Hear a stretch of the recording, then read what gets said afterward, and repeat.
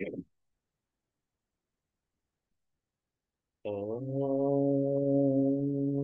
यश्छन्दसा मृषभो विश्वरूपः छन्दोभ्योऽध्यमृता सम्बभूव समेन्द्रो मेधया स्पृणोतु अमृतस्य देवधारणो भूयासम् शरीरं मे विचर्षणम् जिह्वा मे मधुमत्तमा कर्णाभ्यां भूरिविश्रुवम् ब्रह्मणः कोशोऽसि मेधया पिहितः श्रुतं मे गोपाय ॐ शान्तिः शान्तिः शान्तिः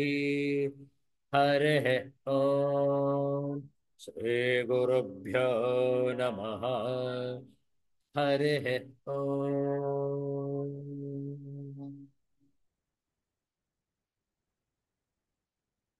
Universal prayer. Let's chant this together. O hidden light, vibrant in every atom. O hidden light, shining in every creature. O hidden love, embracing all in oneness. May each who feels himself as one with thee know he is also one with every other. Om Shanti, Shanti, Shanti.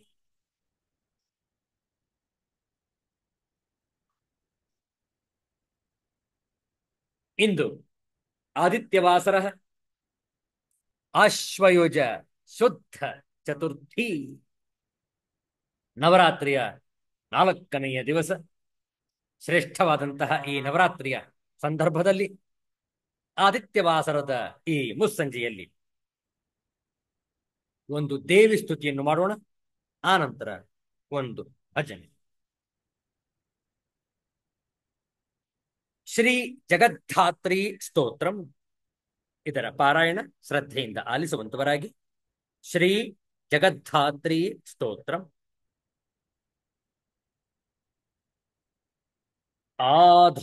आधारभूते चाधेये धृतिरूपे धुरन्धरे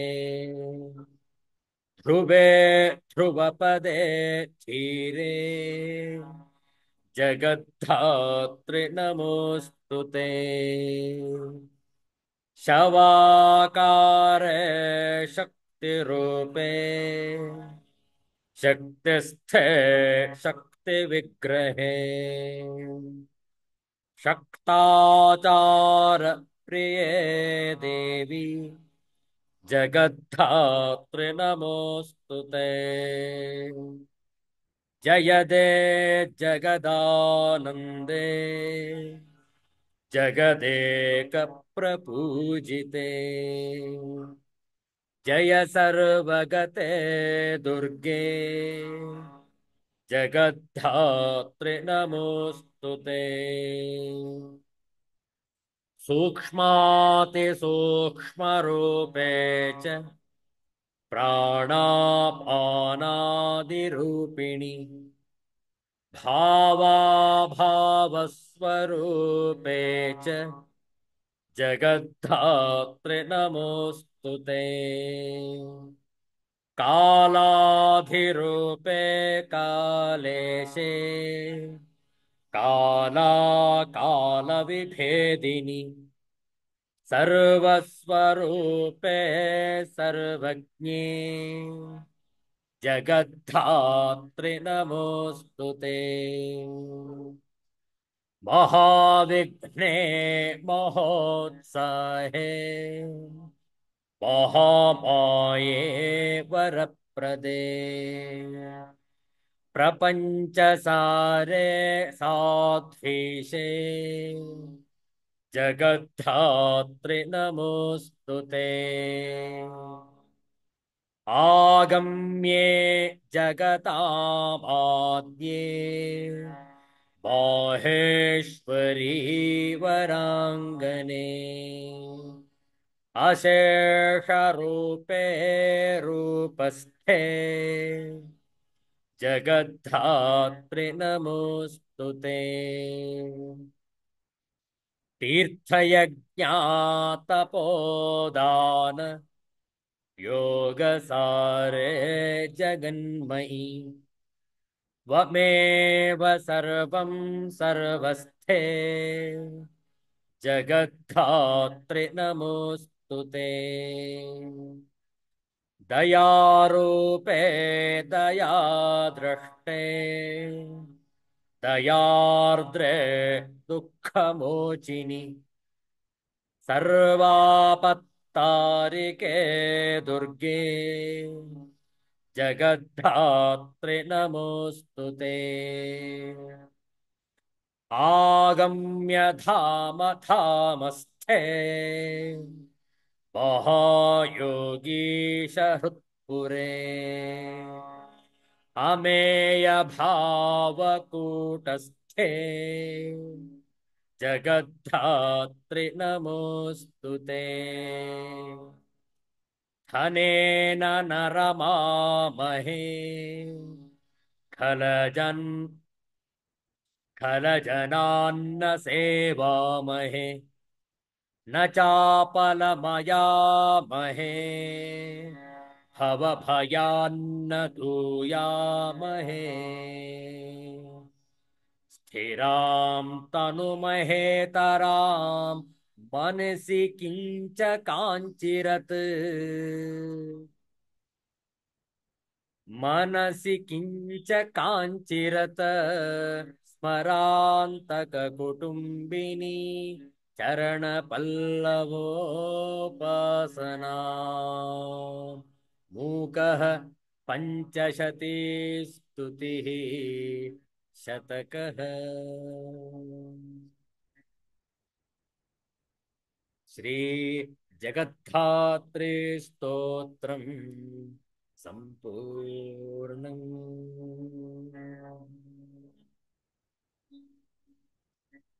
ಒಂದು ದೇವಿಯ ಭಜನೆಯನ್ನು ಮಾಡೋಣ.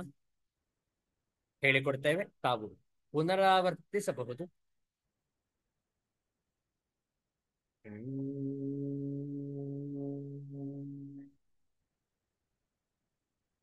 ಯಾ ದೇವಿ ಸರ್ವಭೂತೇಷು मातृरूपेण संस्थिता नमस्तस्यै नमस्तस्यै नमस्तस्यै नमो नमः नमस्तस्यै नमो नमः.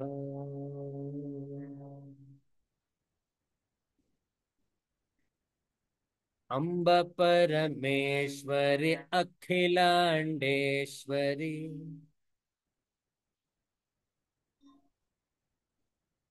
आदिपराशक्ति पालय माम्. अम्ब परमेश्वरि अखिलाण्डेश्वरि आदिपराशक्ति पालय माम्. माता महेश्वरि दुर्गे लक्ष्मी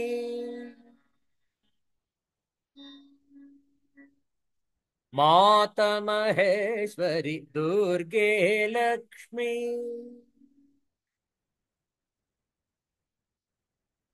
वाणी सरस्वती पालय माम्.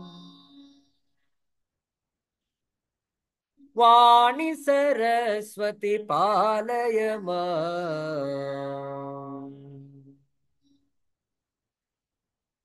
अम्ब परमेश्वरि अखिलाण्डेश्वरि आदिपराशक्ति पालय माम्। आदिपराशक्ति पालय माम्। कंचिकमाक्षे मधुरै मीनाक्षी। कंचिकमाक्षी मधुरै मीनाक्षी। काशी विशालक्षी पालय माम्। काशी विशालक्षी पालय माम्। अम्ब परमेश्वरि अखिलांडेश्वरी। आदिपराशक्ति पालय माम्। आदिपराशक्ति पालय माम्। ओंकारेश्वरि ह्रींकारेश्वरी। ओंकारेश्वरि ह्रींकारेश्वरी। भवानी शंकरि पालय माम्। भवानी शंकरि पालय माम्। अम्ब परमेश्वरि अखिलांडेश्वरी।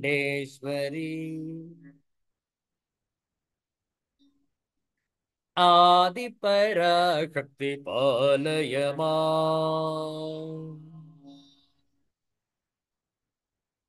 आदिपराशक्ति पालय माम्। श्री भुवनेश्वरि राजराजेश्वरी। श्री भुवनेश्वरि राजराजेश्वरी। आनंद रूपिणी पालय माम्। परमानंद रूपिणी पालय माम्। अम्ब परमेश्वरि अखिलांडेश्वरी। आदिपराशक्ति पालय माम्। आदिपराशक्ति पालय माम्। श्रीचक्रेश्वरि श्रींकारेश्वरि। श्रीचक्रेश्वरि श्रींकारेश्वरि। श्रीचौडेश्वरि पालय माम्। श्रीचौडेश्वरि पालय माम्। अम्ब परमेश्वरि अखिलांडेश्वरी।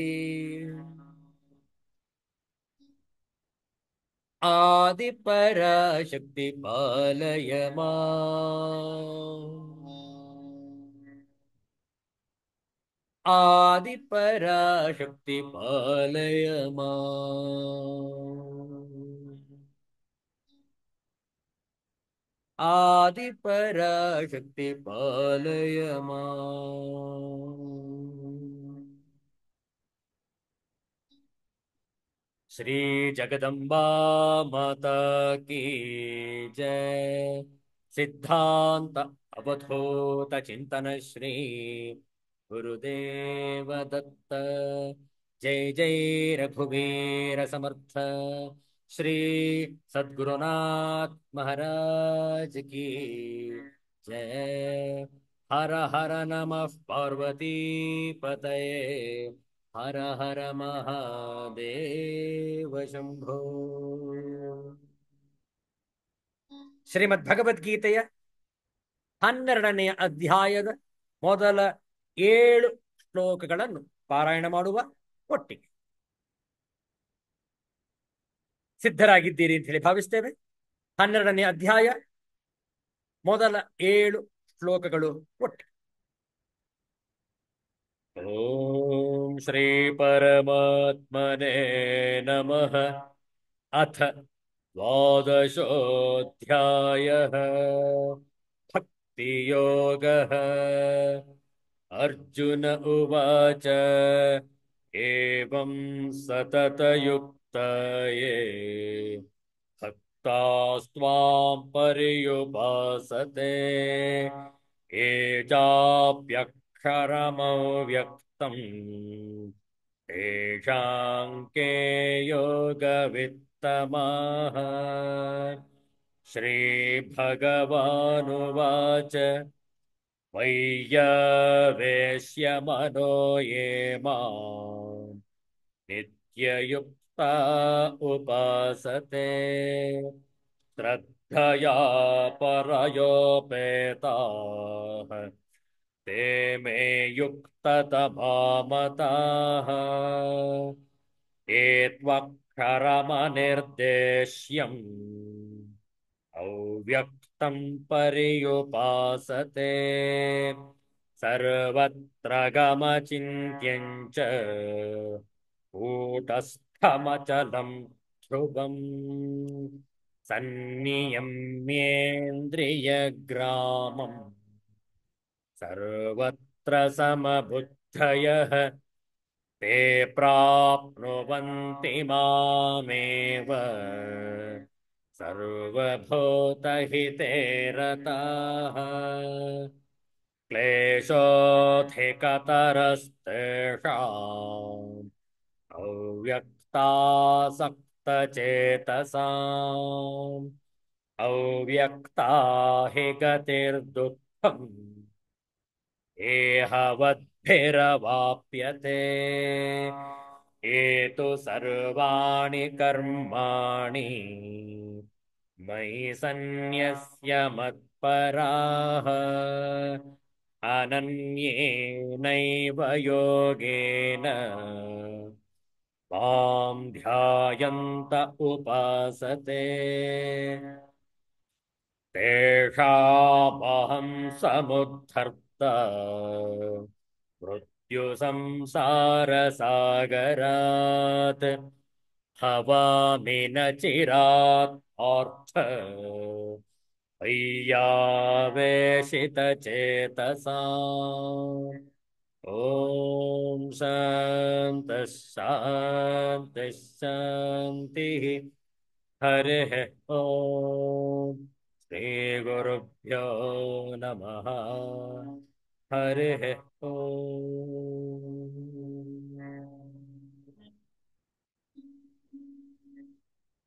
ಶ್ರೀ ಗುರುಭ್ಯೋ ನಮಃ. ಭಕ್ತಿಯೋಗದ ವಿಚಾರವನ್ನು ಮಾಡ್ತಾ ಇದ್ದೇವೆ. ಅರ್ಜುನನ ಪ್ರಶ್ನೆ ಬಹಳ ಸರಳವಾಗಿತ್ತು. ಸಗುಣ ಸಾಕಾರ ಉಪಾಸನೆ ಹಾಗೂ ಉಪಾಸಕರು ಶ್ರೇಷ್ಠರೋ ಅಥವಾ ನಿರ್ಗುಣ ನಿರಾಕಾರ ಉಪಾಸನೆ ಅಥವಾ ಉಪಾಸಕರು ಶ್ರೇಷ್ಠರು? ವಿಚಾರ ಮಾಡಿ.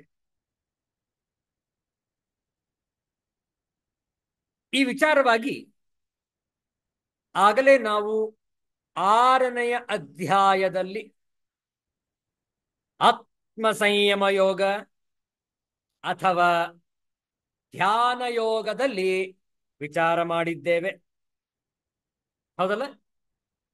ಆದರೆ ಮತ್ತೊಮ್ಮೆ ಮೆಲುಕು ಹಾಕೋಣ.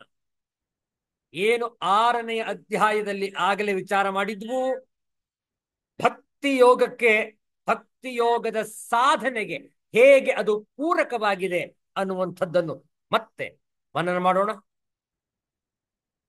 ಭಕ್ತಿ ಯೋಗದ ಮಾರ್ಗದಲ್ಲಿ ಅತ್ಯಂತ ನಿಷ್ಠೆ, ಶ್ರದ್ಧೆ, ಪ್ರಾಮಾಣಿಕತನ ಅತ್ಯಗತ್ಯ. ಹೌದಲ್ಲ? ಸಗುಣ ಸಾಕಾರ ಉಪಾಸಕರು ಶ್ರೇಷ್ಠರಾದರೆ ನಿರ್ಗುಣ ನಿರಾಕಾರ ಉಪಾಸಕರು ಶ್ರೇಷ್ಠ ಅಲ್ಲವೇನು? ಹಾಗಲ್ಲ. ನಿರ್ಗುಣ ನಿರಾಕಾರ ಉಪಾಸಕರನ್ನು ನಾವು ಹೋಲಿಸುವ ಹಾಗೆಯೇ ಇಲ್ಲ. ಕಾರಣ ಅವರು ಆ ಭಗವಂತನ ಸಾನ್ನಿಧ್ಯದಲ್ಲಿ ಒಂದಾಗಿ ಇರುವರು. ಅವರಿಗೆ ದೇಹದ ಅಭಿಮಾನ ಕಿಂಚಿತ್ತೂ ಇರುವುದಿಲ್ಲ. ನಾವು ನೀವು ಸಾಮಾನ್ಯರು ದೇಹಾಭಿಮಾನವನ್ನು ಇಟ್ಟುಕೊಂಡಿದ್ದೇವೆ. ನಾನು ದೇಹ ಎಂಬ ಭ್ರಮೆ ಇನ್ನೂ ಕೂಡ ನಮ್ಮಲ್ಲಿ ಇದೆ. ಎಲ್ಲಿಯವರೆಗೆ ಈ ದೇಹಾಭಿಮಾನ ಹೋಗುವುದಿಲ್ಲವೋ ಅಲ್ಲಿಯವರೆಗೆ ನಾವು ನಿರ್ಗುಣ ನಿರಾಕಾರ ಉಪಾಸನೆ ಮಾಡಲು ಅರ್ಹತೆ ಇಲ್ಲ. ವಿಚಾರ ಮಾಡಿ. ಸಗುಣ ಸಾಕಾರ ಉಪಾಸನೆಯೇ ಶ್ರೇಷ್ಠ. ಕಾರಣ ಇದು ಅತ್ಯಂತ ಸರಳ. ಹೌದಲ್ಲ? ಎಲ್ಲರೂ ಕೂಡ ಇದನ್ನು ಅಭ್ಯಸಿಸಬಹುದು, ಮಾರ್ಗವನ್ನು ಅನುಸರಿಸಬಹುದು. ನೋಡುವ ಯಾವ ರೀತಿಯಲ್ಲಿ ಭಗವಂತ ಇಲ್ಲಿಯವರೆಗೆ ವಿಚಾರ ಮಾಡಿದ್ದು ಅನ್ನುವುದನ್ನು ಮತ್ತೆ ಮನನ ಮಾಡಿ 6ನೇ ಅಧ್ಯಾಯವನ್ನು ಕೂಡ ಮತ್ತೊಮ್ಮೆ ವಿಚಾರ ಮಾಡುವ. ಇಲ್ಲಿಯವರೆಗೆ ಏನು ವಿಚಾರ ಮಾಡಿದ್ ನಾವು? ಭಗವಂತ ಹೇಳ್ತಾ ಇದ್ದ ನೋಡಿ, ಭಗವಂತನು ನನ್ನವನಾಗಿದ್ದಾನೆ, ನಾನು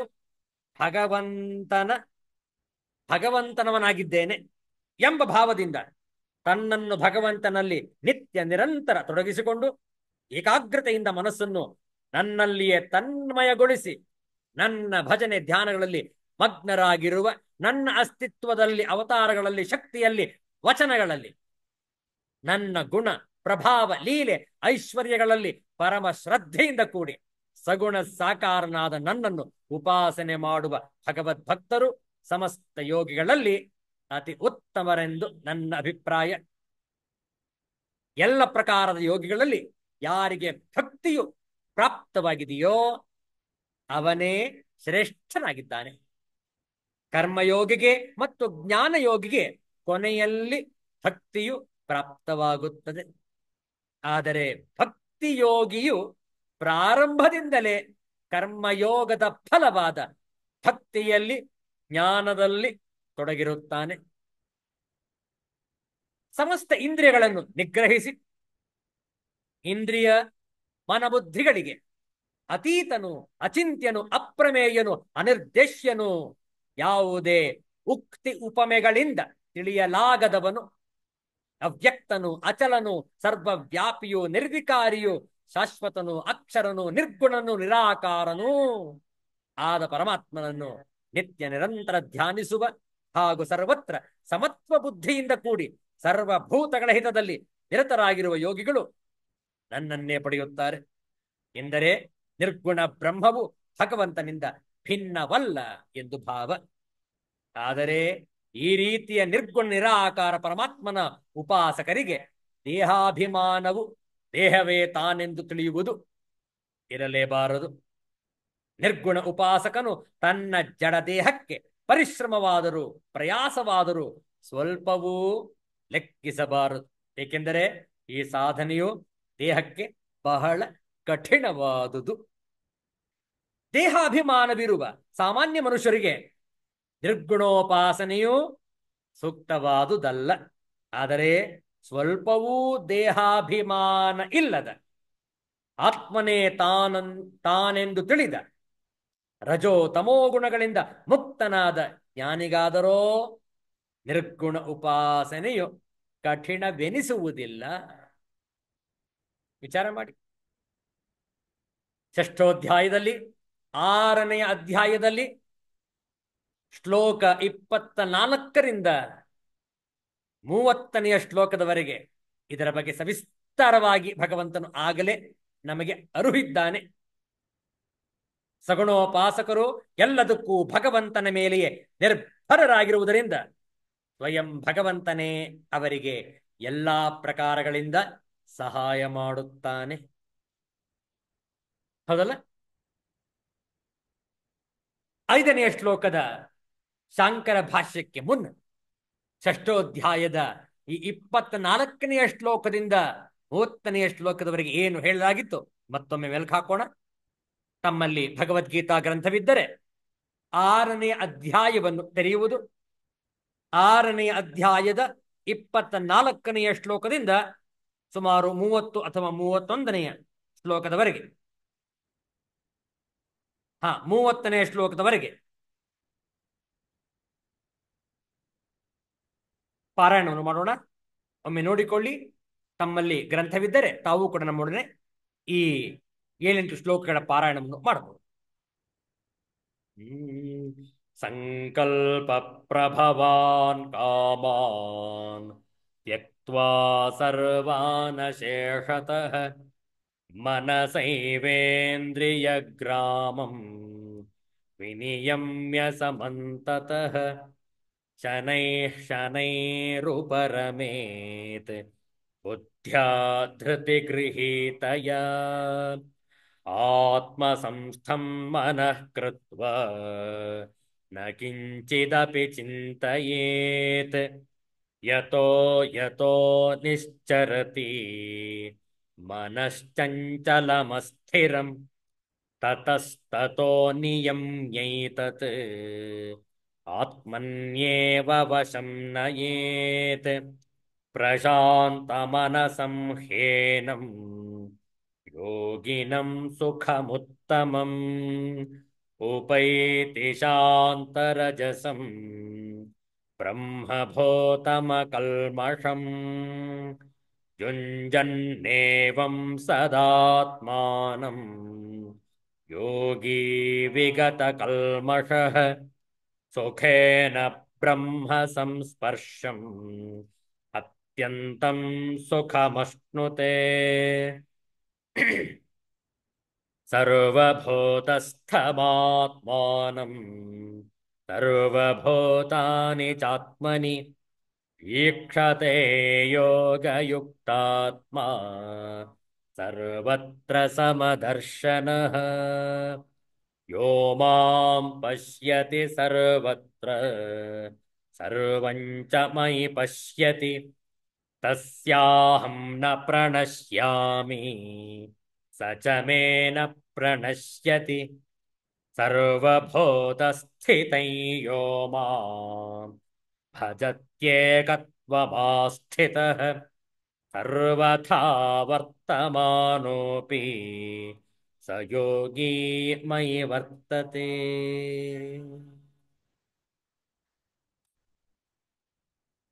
ಈ 8 ಶ್ಲೋಕಗಳಲ್ಲಿ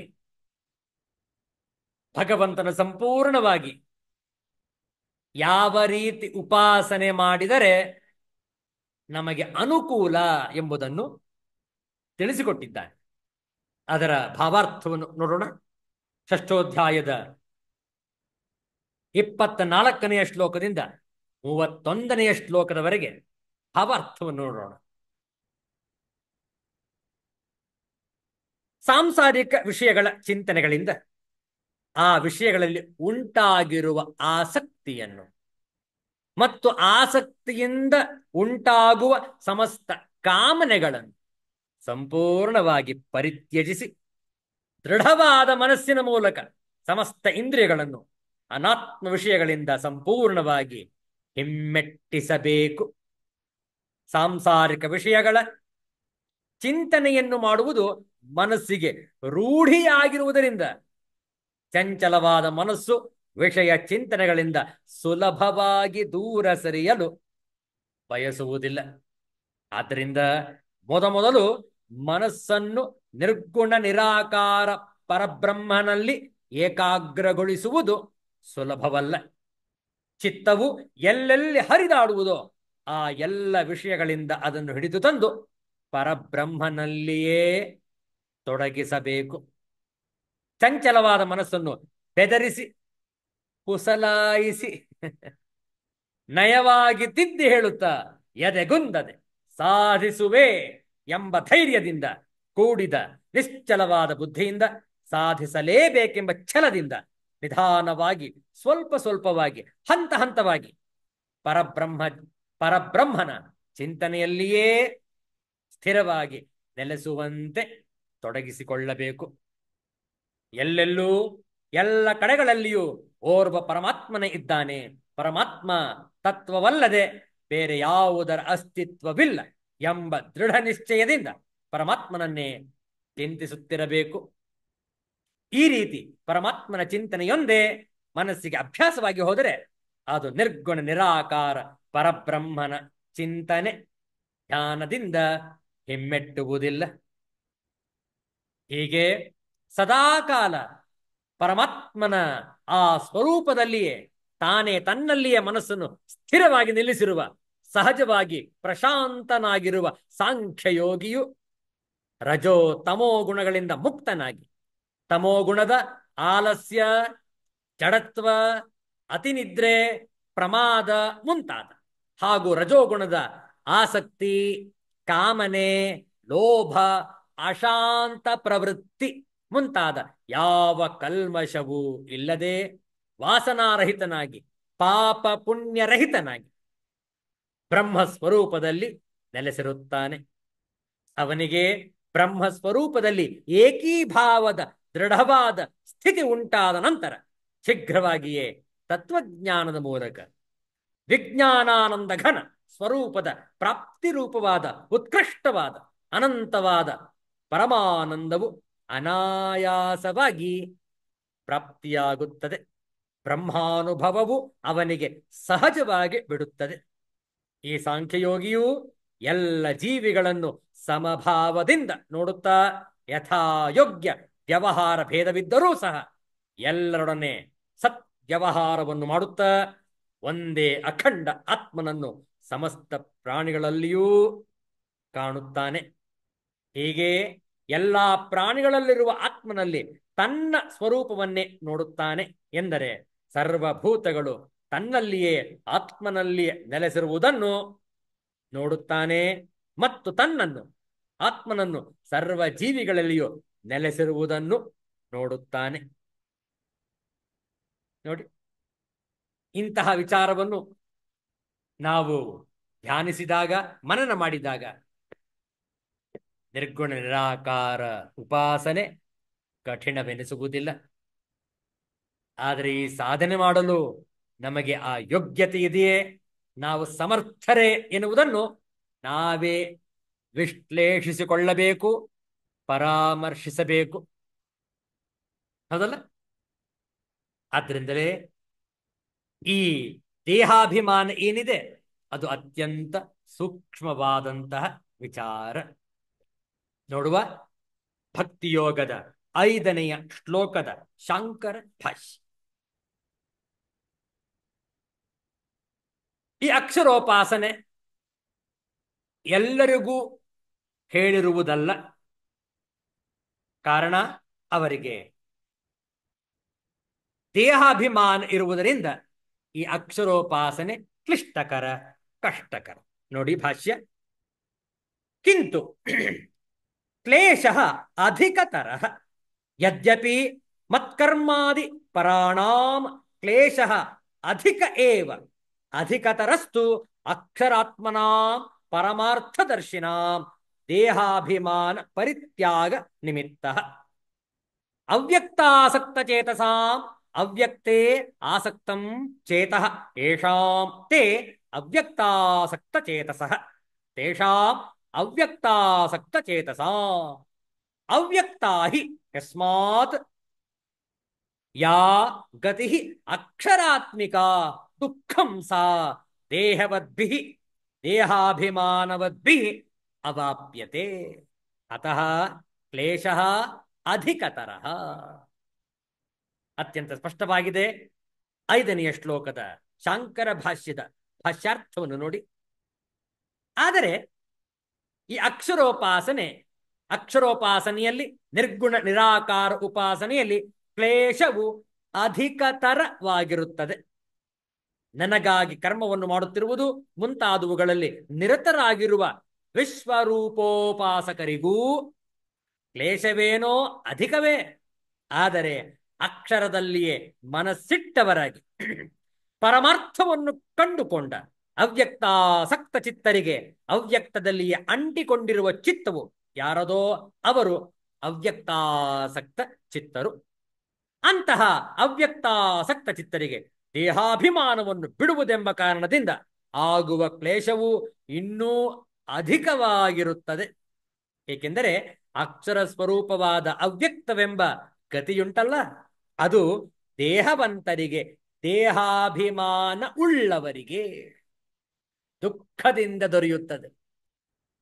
ವ್ಯವಹಾರ ದೃಷ್ಟಿಯಿಂದ ಎಲ್ಲರೂ ದೇಹವಂತರಾದರೂ ಅಕ್ಷರೋಪಾಸಕರಿಗೆ ಅವರ ದೃಷ್ಟಿಯಿಂದ ದೇಹವೇ ಇಲ್ಲ. ಅಜ್ಞಾನಿಗಳಂತೆಯೇ ವಿಶ್ವರೂಪೋಪಾಸಕರೂ ದೇಹಾಭಿಮಾನಗಳಾಗಿರುವುದರಿಂದ ದೇಹವಂತರೇ.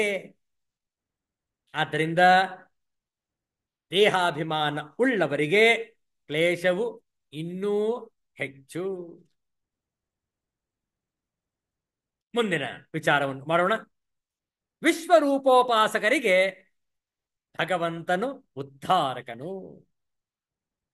ಅವತರಣಿಕಾ ಭಾಷ್ಯದಲ್ಲಿ ಆಚಾರ್ಯ ಶಂಕರರು ತಿಳಿಸುವರು, ಅಕ್ಷರೋಪಾಸಕಾನ ಯತ್ ವರ್ತನಂ ತತ್ ಉಪರಿಷ್ಟಾತ್ ವಕ್ಷ್ಯಾಮಃ ಏತು. ಮುಂದೆ ಭಾಷ್ಯದಲ್ಲಿರುವ ಈ ಮಾತುಗಳಿಗೆ ಹಿಂದಿನ ವಾಕ್ಯವನ್ನು ಅನ್ವಯಿಸಬೇಕೆಂದು ತಿಳಿಸಲು ಇಲ್ಲಿ ಅವನ್ನು ಮತ್ತೊಮ್ಮೆ ಹೇಳಲಾಗಿದೆ. ಅಕ್ಷರವನ್ನು ಉಪಾಸನೆ ಮಾಡುತ್ತಿರುವವರ ನಡತೆಯುಂಟಲ್ಲ, ಅದನ್ನು ಮುಂದೆ ಹೇಳುವೆವು. ಆದರೆ ಅವರುಗಳು ಯಾರು ನೋಡಿ, 6 ಮತ್ತು 7ನೆಯ ಶ್ಲೋಕದಲ್ಲಿ ಈ ಅಕ್ಷರವನ್ನು, ನಿರ್ಗುಣ ನಿರಾಕಾರವನ್ನು ಉಪಾಸನೆ ಮಾಡುತ್ತಿರುವವರ ನಡತೆಯನ್ನು ತಿಳಿಸಲಾಗಿದೆ. ಒಟ್ಟಿಗೆ ಪಾರಾಯಣ ಮಾಡುವ 6 ಮತ್ತು 7ನೆಯ ಶ್ಲೋಕ ಒಟ್ಟಿಗೆ.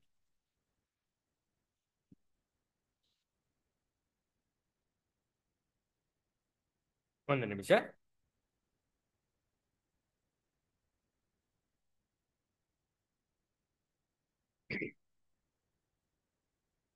ಒಳ್ಳೆಯದು.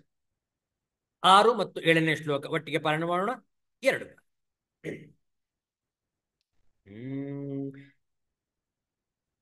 ಏತು ಸರ್ವಾಣಿ ಕರ್ಮಾಣಿ ಮಯಿ ಸನ್ಯಸ್ಯ ಮತ್ಪರಾಃ ಅನನ್ಯೇನೈವ ಯೋಗೇನ ಮಾಂ ಧ್ಯಾಯಂತ ಉಪಾಸತೆ ತೇಷಾಮಹಂ ಸಮುದ್ಧರ್ತ ಮೃತ್ಯು ಸಂಸಾರ ಸಾಗರಾತ್ ಭವಾಮಿ ನ ಚಿರಾತ್ ಪಾರ್ಥ್ ಮಯ್ಯಾವೇಶಿತ ಚೇತಸಾಂ ಏತು ಸರ್ವಾಣಿ ಕರ್ಮಾಣಿ ಮಯಿ ಸನ್ಯಸ್ಯ ಮತ್ಪರಾಃ ಅನನ್ಯೇನೈವ ಯೋಗೇನ ಮಾಂ ಧ್ಯಾಯಂತ ಉಪಾಸತೆ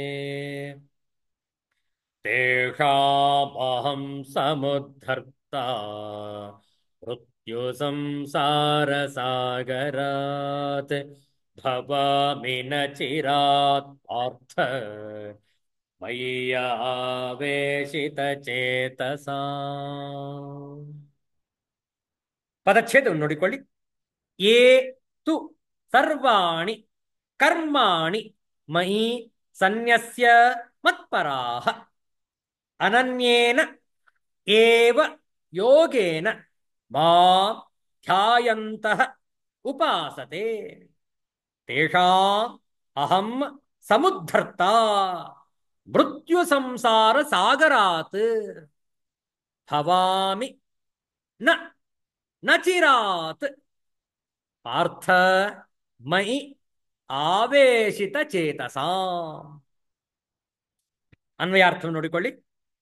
ತು ಆದರೆ, ಏ ಮತ್ಪರಾಹ ಆದರೆ ಯಾರು ನನ್ನ ಸರ್ವಾಣಿ ಕರ್ಮಾಣಿ, ಯಾರು ನನ್ನ ಪರಾಯಣರಾಗಿರುವ ಭಕ್ತ ಜನರು ಸಂಪೂರ್ಣ ಕರ್ಮಗಳನ್ನು, ಸರ್ವಾಣಿ ಕರ್ಮಾಣಿ ಸಂಪೂರ್ಣ ಕರ್ಮಗಳನ್ನು ಮಯಿ ಸನ್ಯಸ್ಯ ನನ್ನಲ್ಲಿ ಅರ್ಪಣೆ ಮಾಡಿ, ಮಾಂ ಏವ ಅನನ್ಯೇನ ಸಗುಣರೂಪಿ ಪರಮೇಶ್ವರನಾದ ನನ್ನನ್ನೇ ಅನನ್ಯೇನ ಅನನ್ಯವಾದ ಯೋಗೇನ ಭಕ್ತಿಯೋಗದಿಂದ ತಾಯಂತಹ ನಿರಂತರವಾಗಿ ಚಿಂತನೆ ಮಾಡುತ್ತಾ ಉಪಾಸತೆ ಭಜಿಸುತ್ತಾರೆ. ಹೇ ಪಾರ್ಥ, ಹೇ ಅರ್ಜುನ, ತೇಷಾಂ ಮಯಿ ಆವೇಶಿತ ಚೇತಸಾಂ, ಆ ನನ್ನಲ್ಲಿ ಚಿತ್ತವನ್ನು ತೊಡಗಿಸುವ ಪ್ರೇಮಿ ಭಕ್ತರನ್ನು ಅಹಂ ನಚಿರಾತ್ ಮೃತ್ಯು ಸಂಸಾರ ಸಾಗರಾತ್ ಸಮುದ್ಧರ್ತಾ ಭವಾಮಿ. ಯಾರು ನನ್ನಲ್ಲಿ ಚಿತ್ತವನ್ನು ಅನನ್ಯ ರೀತಿಯಲ್ಲಿ ತೊಡಗಿಸಿಕೊಂಡು ಇರುತ್ತಾರೋ ನಾನು ಶೀಘ್ರವಾಗಿಯೇ ಮೃತ್ಯುರೂಪವಾದ ಸಂಸಾರ ಸಮುದ್ರದಿಂದ ಅವರನ್ನು ಉದ್ಧರಿಸುವವನು ಆಗುತ್ತೇನೆ. ತಾತ್ಪರ್ಯ ನೋಡಿಕೊಳ್ಳಿ. ಆದರೆ ನನ್ನಲ್ಲಿ ಪರಾಯಣರಾದ ಭಕ್ತರು ಎಲ್ಲ ಕರ್ಮಗಳನ್ನು ನನ್ನಲ್ಲಿ ಅರ್ಪಿಸಿ ಸಗುಣರೂಪಿ ಪರಮೇಶ್ವರನಾದ ನನ್ನನ್ನೇ ಅನನ್ಯ ಭಕ್ತಿ ಯೋಗದಿಂದ ನಿರಂತರ ಚಿಂತನೆ ಮಾಡುತ್ತಾ ಭಜಿಸುವರು. ಎಲೆ ಅರ್ಜುನ, ನನ್ನಲ್ಲಿ ಚಿತ್ತವನ್ನು ಅನನ್ಯ ರೀತಿಯಲ್ಲಿ ತೊಡಗಿಸಿಕೊಂಡಿರುವ ಭಕ್ತರು, ಆ ಪ್ರೇಮಿ ಭಕ್ತರನ್ನು ನಾನು ಶೀಘ್ರವಾಗಿ ಮೃತ್ಯುರೂಪಿ ಸಂಸಾರ ಸಾಗರದಿಂದ ಉದ್ಧರಿಸುತ್ತೇನೆ. ಎಂತಹ ಪ್ರತಿಜ್ಞೆ ನೋಡಿ, ಎಂತಹ ವಾಗ್ದಾನ ನೋಡಿ.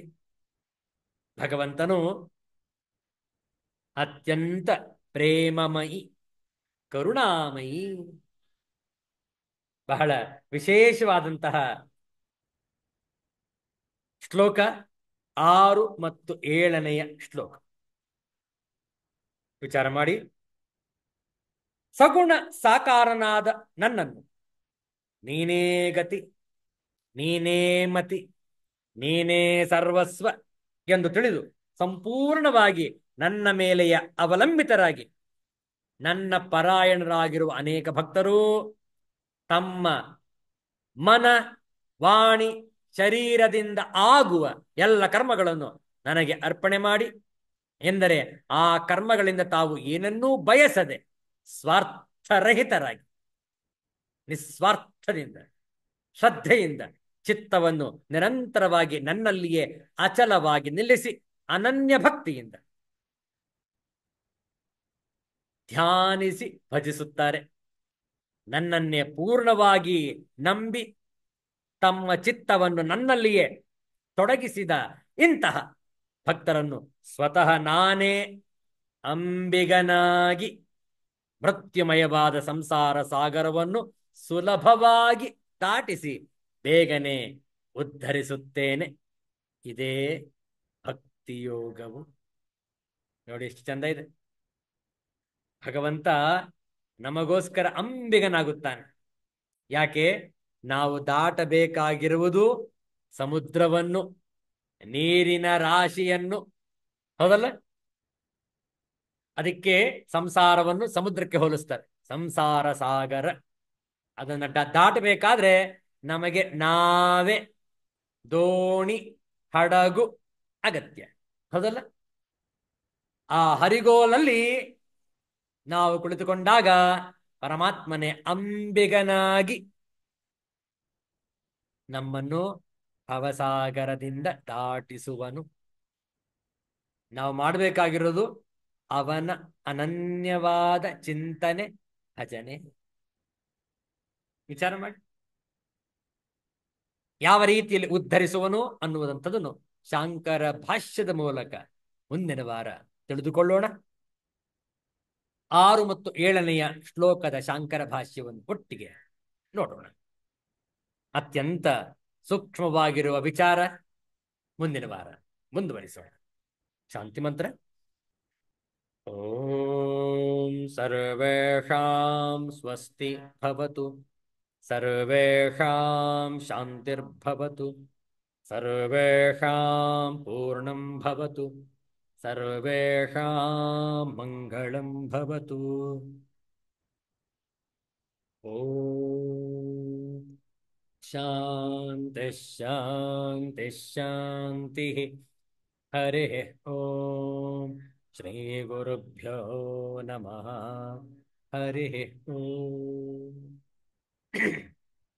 ಮುಂದಿನ ವಾರ ಮತ್ತೆ ಭೇಟಿಯಾಗೋಣ. ಎಲ್ಲರಿಗೂ ಒಳಿತಾಗಲಿ, ಎಲ್ಲರಿಗೂ ಶುಭವಾಗಲಿ. ಜೈ ಶ್ರೀ ಗುರುದೇವ ದತ್ತ.